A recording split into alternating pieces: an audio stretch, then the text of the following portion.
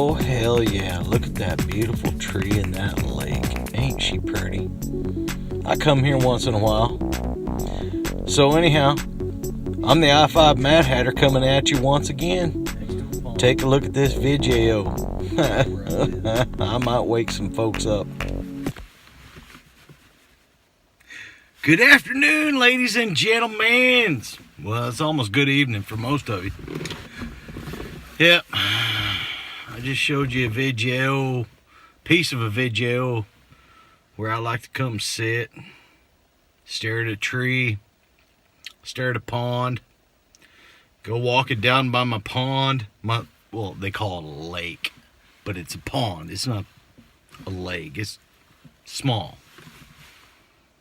Couple of acres, but nothing big. I've seen eagles sitting on it. So my last video was my birthday video, and since that last video, a whole lot of stuff has happened. I've watched a whole bunch of videos, and I even had a buddy of mine come out and declare that some stuff isn't exactly the way that you're gonna know it. So, here I am, sitting here, just, having a beer, looking at the pond, and wondering, how long is it gonna be until everybody wakes up to the bullshit that y'all been fed? And I'm so happy that one of my buddies came out and said, you know what, I'm done. My NDA is done. Well, about 4.5 years ago, almost 4.5 years ago, I was retired from my career in the aerospace industry. Now, folks, you hear my accent. Don't judge me on my accent. Up here in this mind, I know some stuff. I know a lot of stuff. And back 4.5 years ago, I started asking questions. A lot of questions to my upper management, my mentors, people I was working with and for. I was asking them questions about the tanks and the jet planes. About 1 out of every 10 jet planes had tanks in them, and they're like, oh, that's for ballast purposes. That's so that we can balance the aircraft when it's flying. And I'm like, what? You take a 250-pound man, and he gets up from first class, and he walks to the back of the aircraft, or middle of the aircraft, or the front of the aircraft, or wherever, to go to the bathroom. That changes the center of gravity of that aircraft. Not a lot, because it's a great big aircraft. And yet, they tell us that those aircraft have great big tanks, sealed off tanks in the wings. 747, 767, 777, 787s, the A380. They say those planes, aircraft. It's funny how they call them planes. But I digress. They say those planes carry 180,000, 180, comma, 000 metric tons of fuel. Now, I don't want to rip your brain out, crap in your head, and hope that you understand what's going on. But they tell us that those planes carry that amount of freaking fuel in their wings.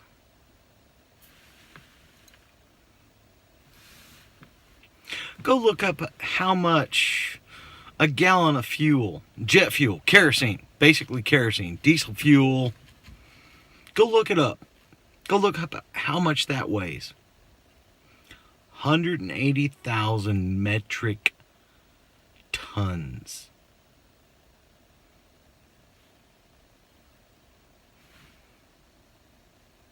How many gallons is that?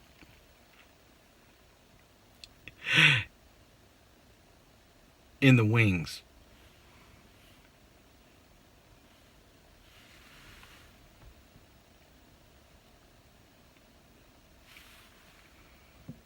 Go look that up. Neighbor. Neighbor. Go look that up. How much is that? Seriously. How many pounds of fuel do they tell you that an aircraft holds in its wings?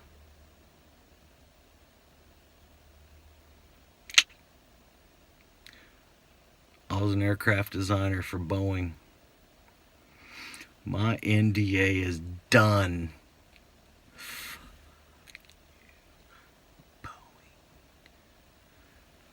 I started asking questions, and they ruined my career. Folks, you're being lied to.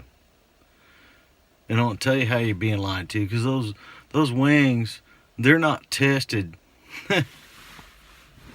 They're sealed.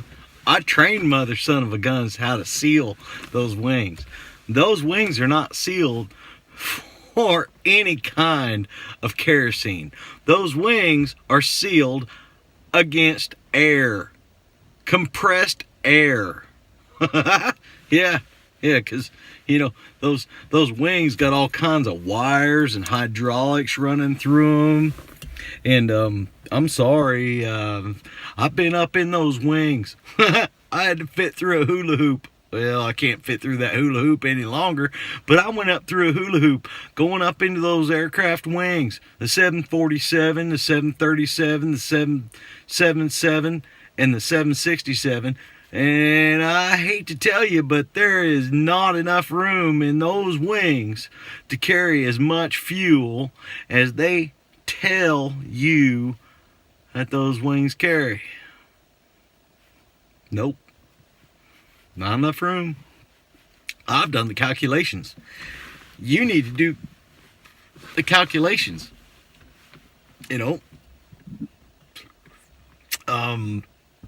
As much weight as they tell you that those wings can carry. The A380, the largest aircraft on the planet, they say that the A380 carries 180,000 metric tons of fuel.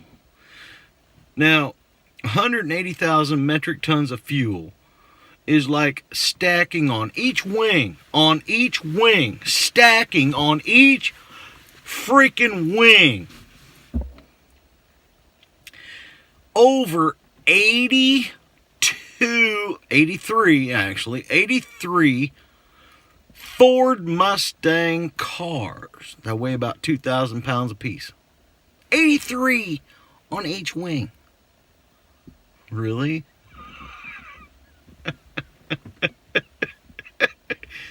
Nope. Nope. And besides, plane takes off.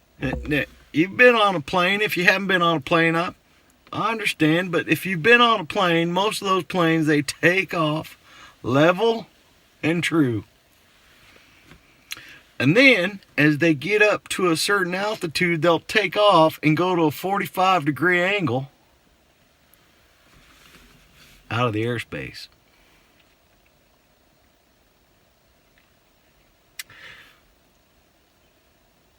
Think about the liquid, folks. Level and true. And then slosh, slosh, slosh, slosh, slosh. And they tell us, oh, we got pumps and valves and baffles and blur to blur to blur. Horse bullshit. Horse bullshit. I've been in those wings. There's no baffles. There's not that many pumps. And I'm sorry, but you shift the weight on an aircraft with liquid, and that center of gravity is going to go bye-bye. An airplane's going to go boom, boom. Oh, and get out there on the interwebs. Take a look at all the airplane crashes. Look them up. Just go. Airplane crashes. Jet aircraft crashes. If all the fuel is stored in the wings of an aircraft, you'll see. You'll see. Hope I wake you up. You're being lied to. Because those airships called jets, they're not being flown with fuel. That's horseshit. That's total horseshit. And horseshit's worse than bullshit, because horseshit stinks worse than bullshit. What'd I say? Horseshit's worse than bullshit because horseshit stinks worse than bullshit. And, well, you'll understand. Yeah, you'll understand. You'll get it. You'll figure it out. You'll look this stuff up that I'm telling you about, because my NDA is gone. It's gone. Fuck you and the horse that Boeing rode in on. I don't care. You ruined my career. Everything that I worked my ass off, most of my adult life was to, learn how to machine, learn how to program those machines, and then learn how to design the aircraft and the parts that go into those machines that other people could run. You, Boeing, are going to pay the price. You, fuel, petroleum, are going to pay the price now. I'm coming out. Yeah, I'm doing it right now. Y'all bastards are lying to us. And you've been lying to us for a long time. The tanks that you say are in the aircraft for ballast purposes, bullshit. Bullshit. The tanks that are, you can go out and look on the YouTubes and look them up on the Google images and everything else. You can look up these images with these tanks down the fuselage. It's for ballast purposes. Bullshit. Total bullshit. Oh, wait. I said bullshit. Horse shit. Horse shit. I'm drinking a beer. I'm like a quarter through this one. A quarter through a beer. I'm just telling y'all, folks. It's horse shit. Go look it up. Don't believe me? Go look it up. But I know firsthand, I started asking questions. How in the hell are these planes flying with the fuel in the wings?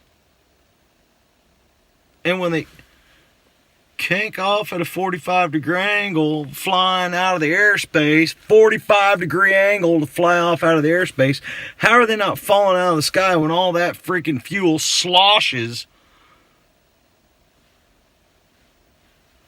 Huh? Take a plate, put some water on the plate, turn it 45-degree angle. See what the water does. There ain't no magic in those aircraft. There's no magic at all.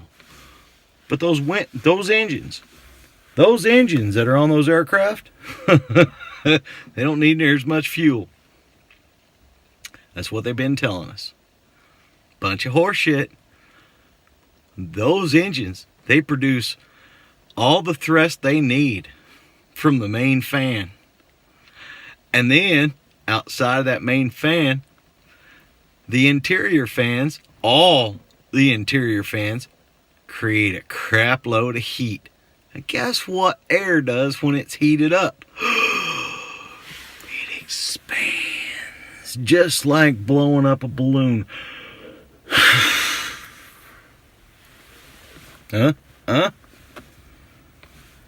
Take that heated up air, expand it out, and then shove it through a tiny ass little nozzle compared to the front of that aircraft. That great big huge fan, tiny ass little nozzle. Just like what you get when you're doing pressure washing. You know? Hose coming from your house. A little bit of a pump cycle to increase the pressure from a great big hole. You notice I'm not doing the 666 sign. I want you to see both my eyes. Great big hole nozzle. 2, 3, 4 gallons a minute.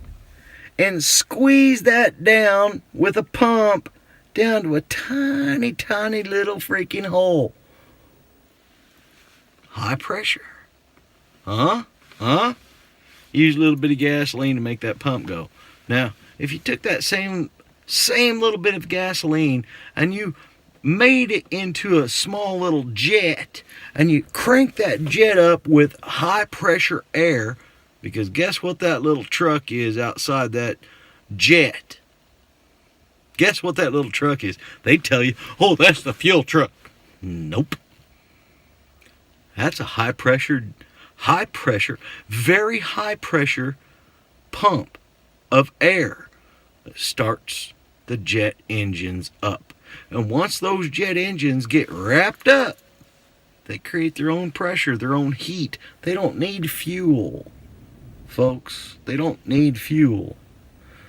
Once that all gets wrapped up and going, it just keeps sucking in low pressure cool air into high pressure hot air, and it creates the thrust. Don't believe me? Go look it up.